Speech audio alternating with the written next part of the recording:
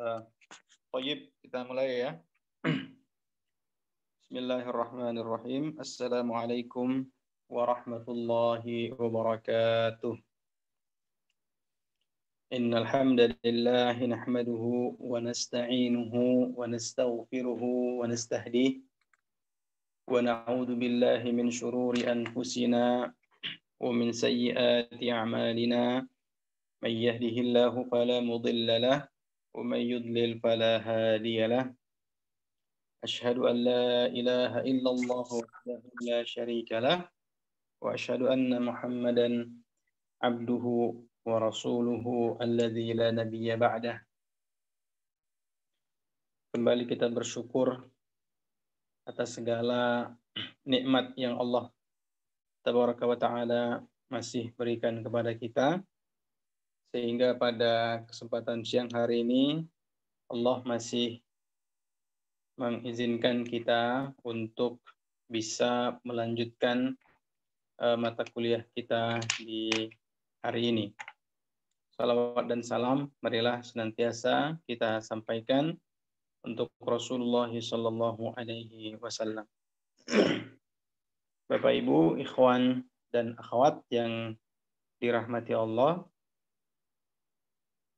insyaallah hari ini kita akan kembali melanjutkan pembahasan kita seputar mata kuliah hadis tarbawi. Dan alhamdulillah pada hari ini kita sudah masuk ke pertemuan ke-6 ya. Jadi ini adalah merupakan pertemuan ke-6 dari mata kuliah hadis tarbawi. Insyaallah pada hari ini pembahasan kita seputar hadis-hadis yang berkaitan tentang kompetensi guru. Nah, ikhwan dan akhwat, Bapak Ibu yang dirahmati Allah, itu jika kita berbicara tentang dunia pendidikan, ya, maka kita juga tidak terlepas pada pembahasan seputar guru, ya. Dan lebih spesifik lagi, pada saat kita membicarakan tentang guru, maka kita juga biasanya akan membahas tentang kompetensi yang seharusnya dimiliki oleh seorang guru atau ustadz yang mengajar. Jadi siapapun kita yang mengelola lembaga pendidikan, maka pada saat kita ingin merekrut atau meng-hire seorang guru atau tenaga pendidik atau pengajar di lembaga kita, maka kita biasanya akan mempertanyakan kompetensi yang dimiliki oleh calon-calon guru tersebut. Nah, apabila kompetensinya bisa sesuai dengan apa yang kita harapkan, maka biasanya kita juga akan kemudian menerima calon guru tersebut untuk bergabung di lembaga pendidikan kita. Kenapa demikian? Karena memang jika kita berbicara tentang kompetensi, maka ini memang satu hal mendasar yang harus dimiliki oleh seseorang. Apakah itu seorang guru, ya, ataukah dia misalnya karyawan, atau macam-macam ya, dengan berbagai macam profesi yang digeluti, maka kompetensi ini menjadi satu hal yang cukup mendasar yang harus kita ketahui. Ya, karena pada saat kita bisa mengetahui kompetensi yang dimiliki oleh orang yang akan kita rekrut, maka itu biasanya bisa lebih mudah untuk mengajak bekerja sama. Namun jika memang kompetensinya belum sesuai dengan apa yang kita harapkan, nah ini biasanya akan muncul kesulitan-kesulitan, ya, muncul masalah-masalah di kemudian hari. Nah, Bapak Ibu, ikhwan dan akhwat yang dirahmati Allah, berhubung karena kita berbicara tentang dunia pendidikan, ya, maka yang akan kita bahas insya Allah pada materi kali ini adalah tentang kompetensi yang harus dimiliki oleh seorang guru. Ya, kompetensi yang harus dimiliki oleh seorang. Apa kira-kira hal-hal yang harus dimiliki oleh seorang guru sehingga dia layak disebut sebagai guru? Ya, kalau seandainya mungkin tidak tercapai beberapa kompetensi yang kita persyaratkan di sini, ya, maka bisa jadi mungkin dia tidak bisa dikatakan seorang guru, ya, atau minimal dia merupakan guru yang belum sempurna, ya. Nah, jadi mudah-mudahan mata kuliah kita pada hari ini sedikit banyak bisa membantu lembaga-lembaga pendidikan khususnya yang saat ini sedang meng-hire, ya, guru. Apakah itu di pesantren, apakah itu misalnya di kampus, ya, ataukah misalnya di sekolah-sekolah yang ada di sekeliling rumah kita, ya, atau dimanapun. Maka mudah-mudahan mata kuliah kita pada kesempatan siang hari ini bisa membantu apa kira-kira yang harus diterapkan, standar kompetensi yang harus dimiliki oleh seorang guru sehingga orang tersebut bisa dinyatakan layak atau tidak layak bekerja bersama kita. Ya. Karena kalau tidak layak, maka kita juga pasti enggan untuk bisa menerimanya bekerja bersama kita. Ya, tapi kalau misalnya dia memang layak sesuai dengan standar kompetensi yang diharapkan, maka ini biasanya akan banyak sekali yang berminat. Ya, tentu soal kompetensi ya di beberapa lembaga pendidikan yang dikelola oleh ikhwan-ikhwan kita itu biasanya berbeda-beda, ya, berbeda-beda.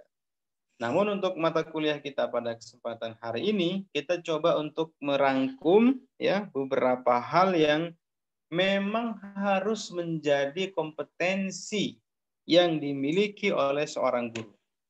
Artinya apabila seorang guru tidak atau belum memiliki kompetensi tersebut, maka sebaiknya si guru tersebut, ya, segera untuk melengkapi segala macam kompetensi yang harus dimiliki, ya. Nah, jadi ini kita akan ambil dari beberapa hadis Nabi SAW. Sebagian mungkin sudah pernah kita jelaskan di pertemuan yang lalu, tapi masih bisa relevan untuk dimasukkan ke dalam hadis tema kita pada kesempatan hari ini, ya. Sehingga untuk hadis yang sudah kita jelaskan di pertemuan sebelumnya, ini mungkin tidak perlu kita mengulangi penjelasannya. Jadi kita akan lebih fokus terhadap penjelasan seputar hadis-hadis yang memang belum kita jelaskan di pertemuan sebelumnya. Begitu, ya. Nah, untuk masalah hadis yang berkaitan dengan kompetensi guru, ini kita sudah himpun, ya, beberapa hadis yang alhamdulillah juga kita sudah sebarkan, ya, ke teman-teman semuanya, ke Bapak Ibu semuanya. Mudah-mudahan sudah dibaca, ya, sehingga hari ini tidak terlalu banyak yang harus saya jelaskan lebih mendalam lagi tentang hadis-hadis yang akan kita paparkan dan akan kita kemukakan di kesempatan siang hari ini. Iya, baik. Kita akan langsung saja menuju kepada hadis yang pertama, ya, atau kompetensi yang pertama yang harus dimiliki oleh seorang guru, ya, dalam pandangan Islam. Ya, ini perspektif hadis-hadis yang kita himpun daripada hadis-hadis Nabi Shallallahu Alaihi Wasallam. Ya, yang pertama, seorang guru itu harus mengikhlaskan niat. Nah, ini penting ya. Satu kompetensi wajib, ya, satu kompetensi wajib dan tidak boleh ditawar-tawar oleh siapapun, ya, oleh siapapun, apalagi seorang guru. Ya, jadi seorang guru itu harus punya rasa keikhlasan niat lillahi ta'ala yang luar biasa. Ya, karena keikhlasan ini pada akhirnya nanti akan membawa kepada hal-hal positif lainnya, ya.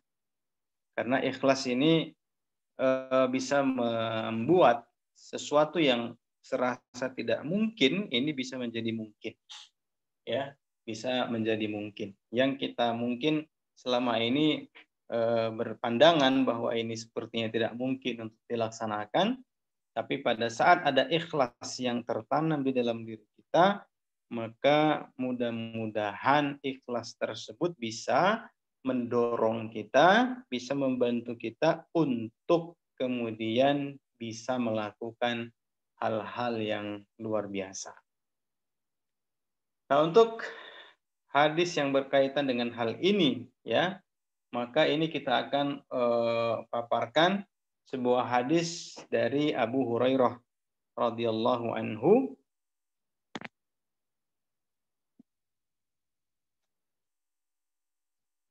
Baik, ini ada pertanyaan, Afwan Ustadz, PDF-nya belum ada di grup kelas. Ini sudah saya kirimkan tadi pagi ini. Mungkin belum dikirim ya.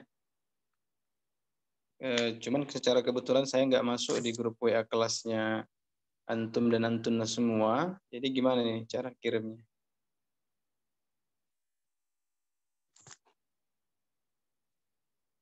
Toyib, kita coba dulu ya.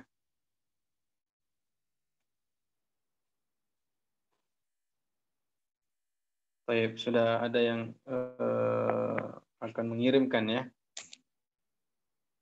Baik, kita lanjutkan ya. Tadi yang pertama adalah bahwa seorang guru itu harus mengikhlaskan niat ketika dia melakukan pekerjaannya, ya, melakukan pekerjaannya.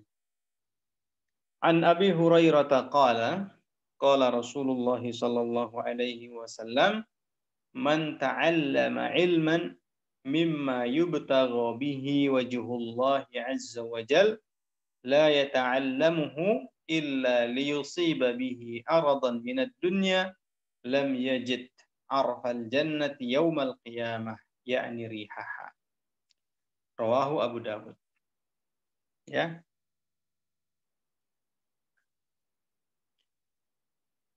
Rasulullah Shallallahu alaihi wasallam bersabda, "Man ta'allama ilman." Barang siapa mempelajari suatu ilmu, mimma yubtagha bihi wajhullah azza wa jal, yang diharapkan dengan hal tersebut mendapatkan, ya, keridhaan Allah Subhanahu wa taala. La yata'allamuhu, dia tidak mempelajarinya illa kecuali liyusiba bihi aradan minad dunya, untuk mendapatkan harta dunia. Lam yajid arfal jannati yaumal qiyamah, maka dia tidak akan mendapatkan bau surga pada hari kiamat, ya. Arfal jannah yakni rihaha, yaitu aromanya. Nah, hadis ini sangat gamblang ya menjelaskan bahwa seseorang itu dimulai dari dia belajarnya harus benar-benar mengikhlaskan niatnya lillahi azza wa jalla, ya. Al-aslu fi jami'il ibadat an takuna jami'uha khalisatan lillahi ta'ala. Jadi asal dari semua ibadah yang kita lakukan, maka seharusnya, seyogianya, semuanya itu diikhlaskan untuk Allah Subhanahu wa ta'ala. Fahadha syartun fi jami'il a'malis salihah. Maka ini merupakan syarat untuk semua amalan-amalan salih yang dilakukan. Faman ibtagha bil amali wajhan nas, barang siapa yang mencari ya dengan amal yang dia lakukan ya pujian dari manusia, kana syarran wa wabalan alaihi fil akhirah, maka itu akan menjadi perusak ya, perusak baginya di akhirat ya. Wa fi hadzal hadis yaqulu an-nabiy sallallahu alaihi wasallam, dan di dalam hadis ini Nabi sallallahu alaihi wasallam bersabda, man ta'allama ilman, barang siapa yang mempelajari sebuah ilmu, ay minal ilmi nafi' alladhi yantafi'u bihi al-khalqu sawa'an kanat uluman syar'iyyatan aw ghaira dzalik. Ya, yaitu mempelajari ilmu ya, ilmu-ilmu yang bisa memberikan manfaat ya.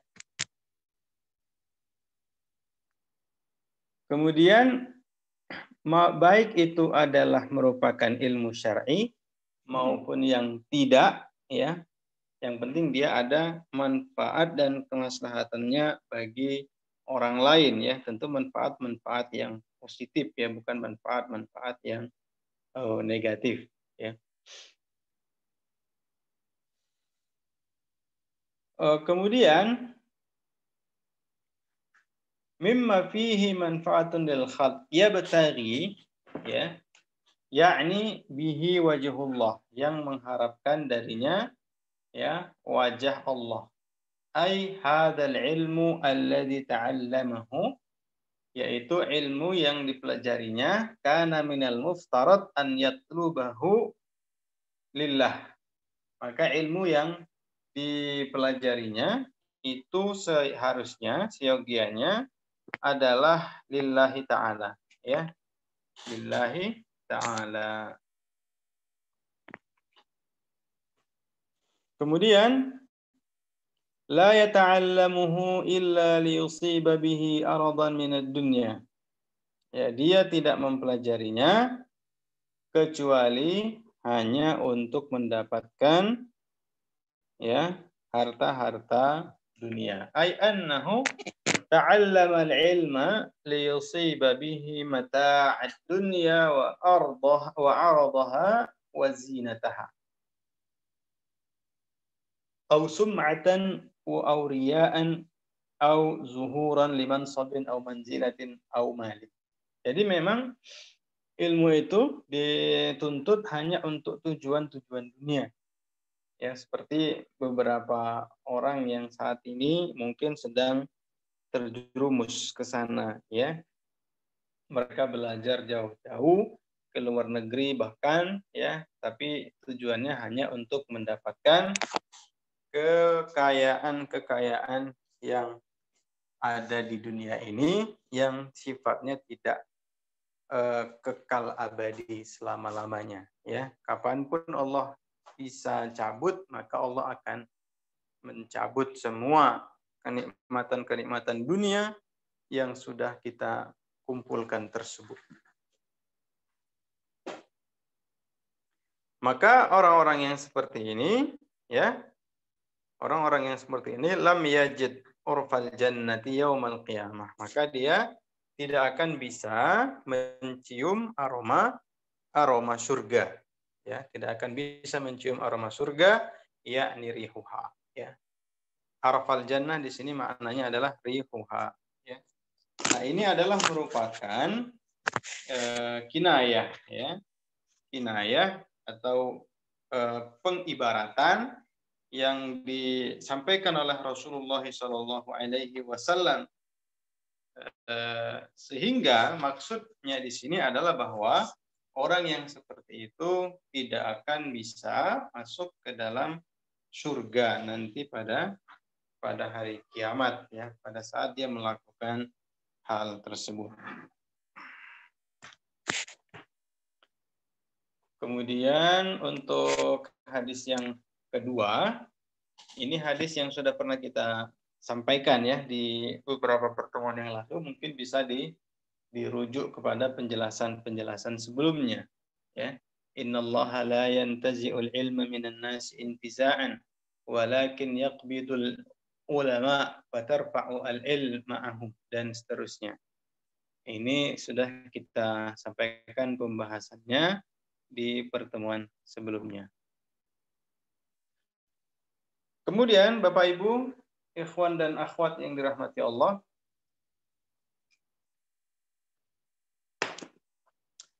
untuk hadis yang ketiga, ya, jadi seorang guru juga selain dia memiliki keikhlasan, maka dia juga harus memiliki rasa tanggung jawab. Ya, seorang guru itu harus punya rasa tanggung jawab. Kalau tidak ada rasa tanggung jawab dalam dirinya, maka ini harus diperhatikan ya. Karena siogianya memang ada tanggung jawab yang harus dipikul oleh seorang guru, sehingga dia harus punya rasa tanggung jawab. Hadisnya adalah an Abi Barzah al-Aslami qala Rasulullah sallallahu alaihi wasallam la tazulu qadama 'abdin yawmal qiyamati hatta yus'ala an umrihi fima afna wa an ilmihi fima fa'al wa an malihi min aina iktasabahu wa fima anfaqah wa an jismihi fima ablah. Rasulullah Shallallahu Alaihi Wasallam bersabda di dalam hadis ini bahwa kaki seorang hamba pada hari kiamat tidak akan bergeser, sehingga Allah Subhanahu Wa Taala bertanya tentang umurnya, untuk apa dia habiskan, ya, dia gunakan. Wa an ilmihi fima fa'al, dan tentang ilmu yang dia miliki, untuk apa saja dia lakukan, ya. Wa an malihi min aina iktasabahu wa fima anfaqahu, dan dari hartanya, ya, dari mana dia dapatkan harta tersebut dan pada apa dia infakkan hartanya tersebut. Wa an jismihi fima ablah, dan anggota tubuhnya, ya, untuk apa dia pergunakan. Nah, jadi di sini Rasulullah Shallallahu Alaihi Wasallam menjelaskan bahwasanya seorang hamba tidak akan bergeser kakinya nanti pada hari kiamat, sehingga Allah Subhanahu Wa Taala akan mempertanyakan kepadanya beberapa hal tadi yang sudah kita sampaikan, ya. Kemudian, syahid daripada hadis yang ketiga tadi dengan rasa tanggung jawab, maka di dalam hadis ini Rasulullah Shallallahu Alaihi Wasallam menekankan tentang bahwa segala tindak tanduk kita, ya, segala tindak tanduk kita selama di dunia itu semuanya harus kita pertanggungjawabkan, ya, sekecil apapun itu. Apalagi seorang guru, ya, seorang guru juga harus punya rasa tanggung jawab, ya. Kemudian hadis yang keempat adalah an Abi Hurairah qala Rasulullah sallallahu alaihi wasallam man su'ila an ilmin alimahu summa katamahu uljima yaumal qiyamati bilijamin min narin. Rasulullah Shallallahu Alaihi Wasallam bersabda, barang siapa yang ditanya tentang suatu ilmu, kemudian dia mengetahuinya, ya, dan menyembunyikannya, uljima yaumal qiyamati bilijamin minnar. Nanti pada hari kiamat, ya, dia akan dicambuk, ya, dengan cambuk dari api. Nah, penjelasannya adalah bahwa Zakatul ilmi nashruhu wa ida'atuhu. Jadi zakat daripada ilmu itu adalah menyebarkannya, ya, menyebarkannya kepada orang lain. Wa qad akhadallahu al-mitsaqa 'alal ladzina utul kitaba wal ilma an yubayyinuhu linnas. Dan Allah Subhanahu wa taala sudah melakukan perjanjian, ya, terhadap orang-orang yang diberi ilmu untuk menjelaskannya. Ya, jadi tanggung jawabnya adalah untuk menjelaskannya. Wa hadzara min man'ihi wa katmihi an-nas, ya, dan melarang untuk, ya, mencegahnya dan menyembunyikannya dari manusia. Wa fi hadzal hadits yaqulu an-nabiy sallallahu alaihi wasallam man su'ila an ilmin fakatamahu ay ka'alimin yamna'u ilmahu wa futyahu liman yahtaju ila dzalika aw kaman indahu ilmun fihi manfaatun linnas, ya. Jadi intinya adalah ini sebagaimana orang yang berilmu yang mencoba untuk menutup-nutupi ilmu yang dia miliki untuk orang-orang yang membutuhkan, ya. Fa idza mana'ahu wa lam tanshurhu fihim asabahum dararun aw ma syabah, ya. Dan apabila dia mencegahnya atau menutupi daripada ilmu tersebut dan tidak menyebarkannya, maka akan terjadi kemudaratan terhadap orang yang ditanya tersebut, ya. Terkadang kita tahu ilmu tapi kemudian tidak kita sampaikan, ya, maka ini akan berbahaya untuk orang banyak. Uljimallahu bilijamin min narin yaumal qiyamah ay innal jazaa'a min jinsil amal fa iqabuhu indallahi azza wa jal haitsu yada'u Allahu fi famihi qit'atan min hadidin min narin yaumal qiyamah, ya. Wal lijam ma yudau fi famil farasi lituqadu. Ya, jadi pada hari kiamat nanti akan dicambuk, ya, dengan cambukan oleh Allah Subhanahu wa taala. Nah, ini adalah merupakan hadis yang berkaitan dengan rasa tanggung jawab yang merupakan kompetensi juga yang harus dimiliki oleh seorang guru. Jadi guru juga harus memiliki rasa tanggung jawab, ya.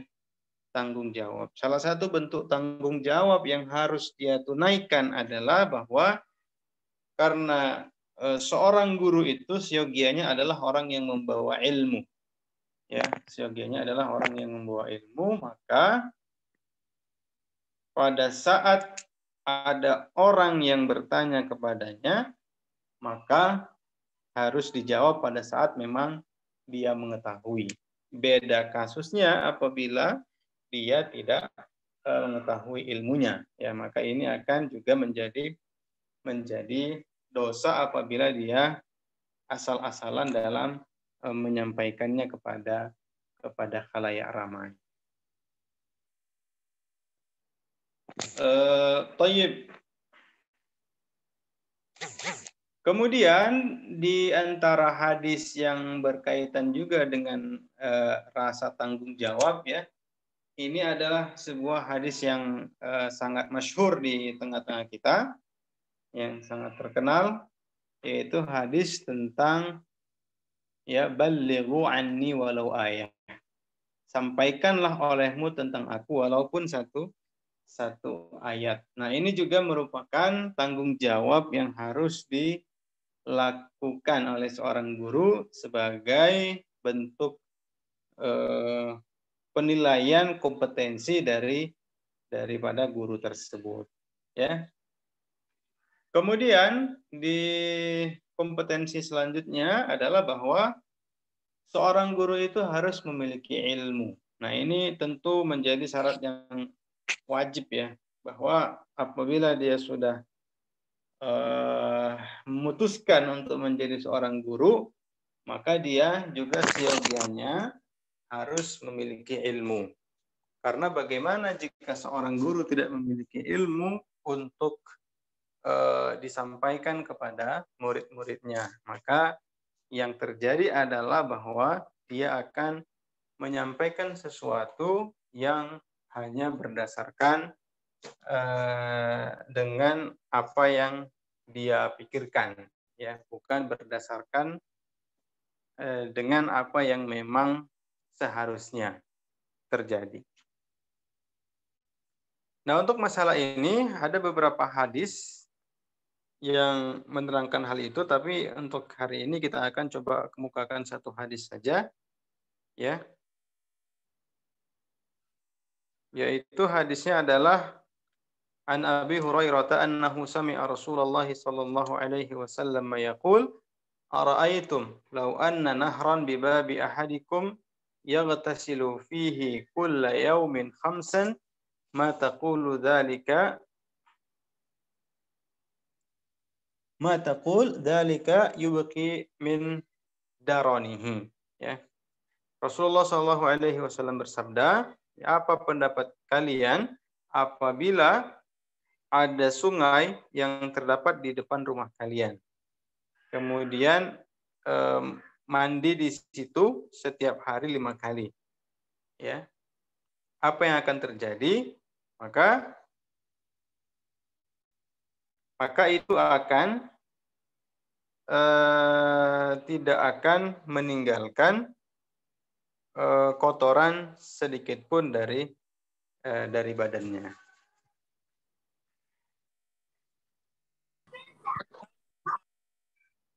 Ini adalah merupakan hadis yang berkaitan dengan hal ini, ya. Intinya adalah bahwa seorang guru di antara kompetensi yang harus dimilikinya adalah memiliki ilmu tentang apa yang akan disampaikannya.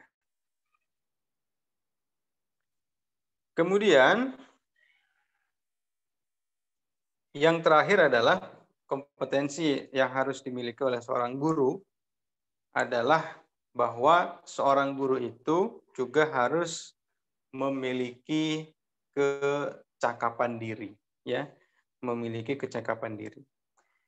Nah, hadis yang akan kita sampaikan untuk masalah ini adalah, ya, An Abi Hurairah radhiyallahu anhu anna Rasulullah sallallahu alaihi wasallam qala laisa asy-syadidu bis-sur'ati fa innama asy-syadidu alladhi yamliku nafsahu indal ghadabi, ya, bukanlah disebut seseorang itu merupakan orang yang kuat dengan pintarnya dia untuk bergulat, akan tetapi seseorang itu dikatakan sebagai orang yang kuat adalah yang mampu menahan dirinya pada saat dia sedang marah, ya, sedang marah. Nah, jadi seorang guru juga harus memiliki sebuah kecakapan diri, ya, dalam memanage kondisi emosi yang ada di dalam dirinya. Nah, jadi ketika seorang guru tentu akan dihadapkan berbagai macam masalah, ya, yang dihadapi, baik itu masalah dari murid-muridnya, siswa-siswanya, ya, atau mungkin masalah-masalah lain, ya, masalah dengan antar sesama guru, masalah-masalah yang lain, ya. Maka seorang guru itu, ya, salah satu kompetensi yang harus dimiliki adalah dia bisa memposisikan dirinya sesuai dengan yang memang seharusnya dia lakukan, ya. Tidak memposisikan dirinya sebagai orang yang tidak mencerminkan sebagai seorang guru, ya, dan juga tidak kemudian memposisikan dirinya sebagai orang yang kemudian mudah sekali terbawa emosi pada saat sedang menghadapi berbagai macam permasalahan yang mungkin dihadapi ya oleh seorang guru tersebut. Baik, teman-teman semuanya, Bapak Ibu, ikhwan dan akhwat yang dirahmati Allah, ini adalah beberapa kompetensi yang siogianya memang harus dimiliki oleh seorang guru, ya. Saya ulangi sekali lagi, yang pertama adalah bahwa seorang guru harus memiliki niat yang ikhlas karena Allah Tabaraka wa Ta'ala. Karena pada akhirnya apa yang kita ajarkan itu adalah sesuatu yang nanti pada akhirnya akan kembali kepada kita manfaatnya, ya. Jika kita mengajarkan sebuah kebaikan kepada orang lain, kemudian orang lain melakukan kebaikan itu, dan kemudian kebaikan itu disampaikan kepada orang lain, dan begitu seterusnya, maka akan terus mengalir ya pahala dari apa yang sudah kita sampaikan tersebut. Kemudian yang kedua adalah bahwa seorang guru itu harus memiliki rasa tanggung jawab, ya. Tanggung jawab dia sebagai seorang guru, ya. Tanggung jawab terhadap apa yang dia lakukan, tanggung jawab terhadap apa yang dia kerjakan. Kemudian memiliki ilmu, dan yang terakhir adalah memiliki kecakapan diri, ya. Setidaknya itu adalah merupakan beberapa kompetensi yang harus dimiliki oleh seorang guru berdasarkan penelusuran kita terhadap beberapa hadis-hadis Nabi Shallallahu Alaihi Wasallam yang berkaitan tentang hal ini. Baik, Bapak Ibu, ikhwan dan akhwat yang dirahmati Allah, kiranya demikian yang dapat saya sampaikan untuk materi kita pada kesempatan siang hari ini. Untuk selanjutnya kita akan buka sesi tanya jawab ya. Jika ada yang ingin memberikan pertanyaan tentang materi kita pada hari ini dan materi kita pada pekan yang lalu. Wassallallahu ala nabiyyina Muhammad. Wassalamualaikum warahmatullahi wabarakatuh.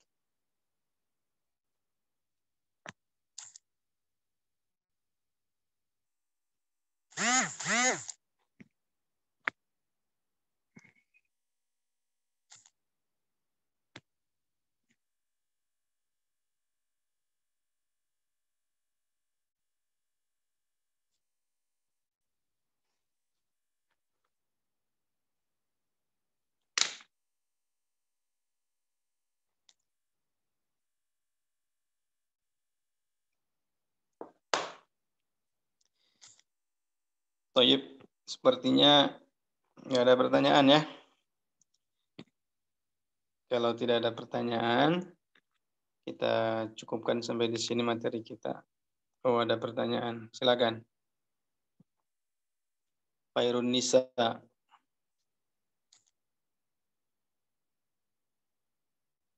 Sudah dikirimkan ya. Bismillah, izin bertanya Ustadz. Afwan, anak kan dipercaya oleh yayasan untuk memegang suatu lembaga pembelajaran. Dan ketua yayasan menyarankan untuk mengembangkan lembaga tersebut. Dan yang menjadi masalah adalah beberapa teman-teman mengajar anak atau a'do anak itu di saat mengajar saja lebih sering pegang HP dibanding berkomunikasi dengan murid-murid. Bisa dibilang cuek.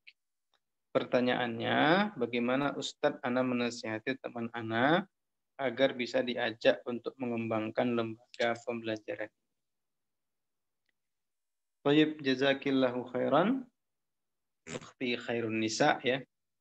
Atas pertanyaan yang sudah disampaikan, ini berkaitan dengan adab yang harus dimiliki oleh seorang guru ya.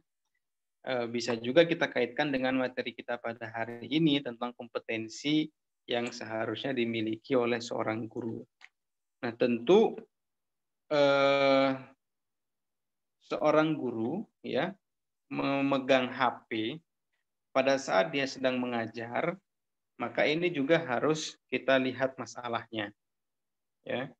Apakah memang megang HP-nya itu tidak ada kaitan apapun dengan pelajaran, ini yang pertama, atau memang ada kaitannya.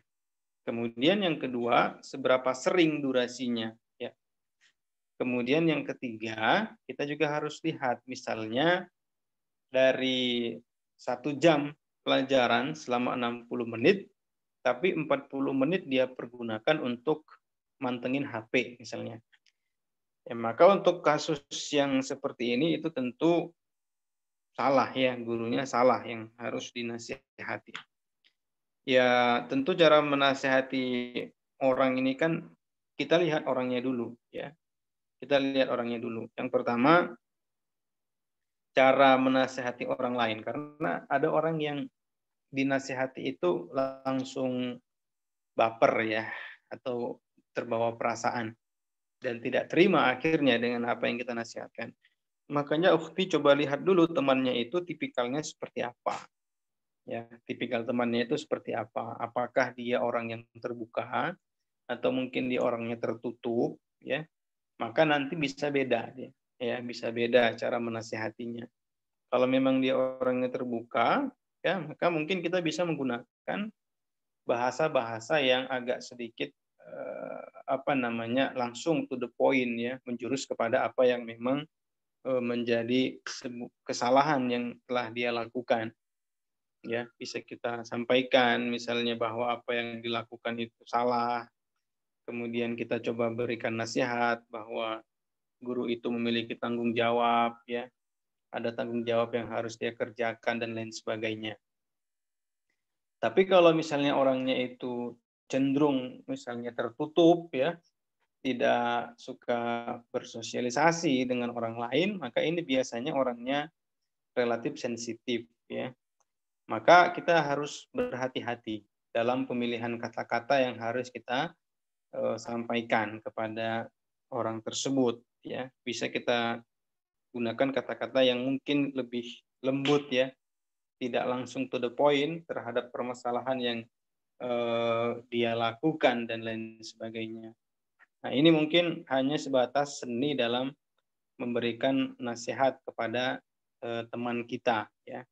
Apalagi terkadang kalau misalnya teman kita itu adalah orang yang seumuran dengan kita ya, maka ini juga perlu beberapa tips tersendiri ya, karena memang agak sulit untuk kita bisa menyamakan antara satu orang dengan orang lain dalam hal memberikan nasihat.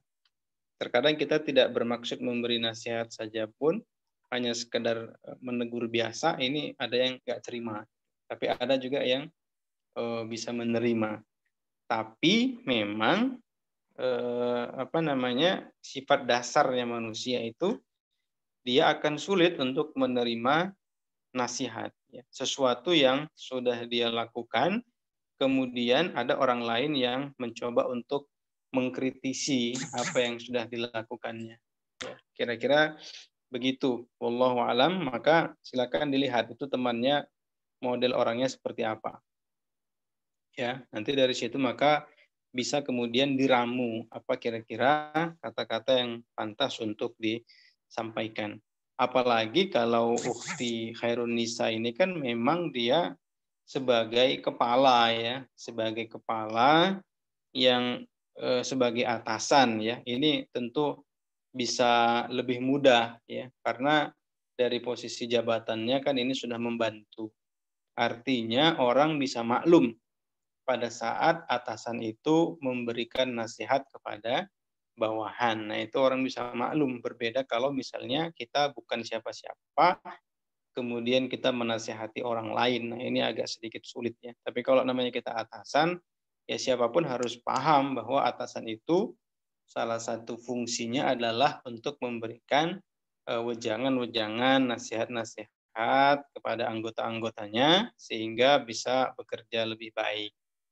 Nah, tinggal lagi mungkin tadi ya, tinggal lagi walaupun kita atasan, tidak kemudian kita merangkai kata-kata yang tidak pas. Maka rangkailah kata-kata yang sekiranya bisa tepat untuk orang yang kita tuju tersebut. Wallahu ta'ala a'lam.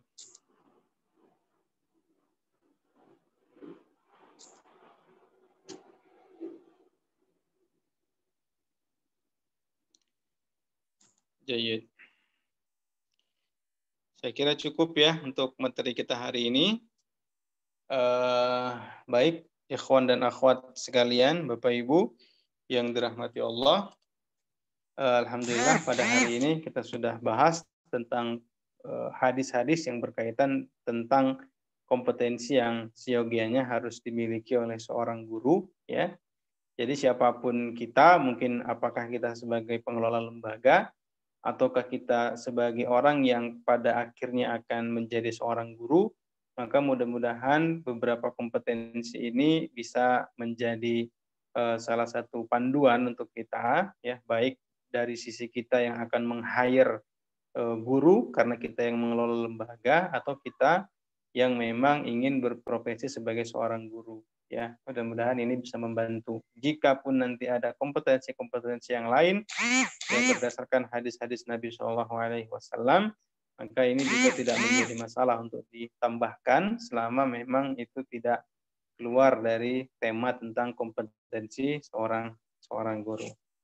Baik, jazakumullahu khairan wa barakallahu fikum. Terima kasih atas waktunya di siang hari ini. Mudah-mudahan lelah antum dan antunna semua dicatat oleh Allah Subhanahu wa taala sebagai amal kebaikan yang kita lakukan selama di dunia, dan mudah-mudahan Allah senantiasa memberikan pertolongan kepada kita untuk kemudahan dalam menuntut ilmu. Wassallallahu ala nabiyyina Muhammad. Subhanakallahumma rabbana wa bihamdik. Asyhadu an la ilaha illa anta astaghfiruka wa atubu ilaik. Assalamualaikum warahmatullahi wabarakatuh.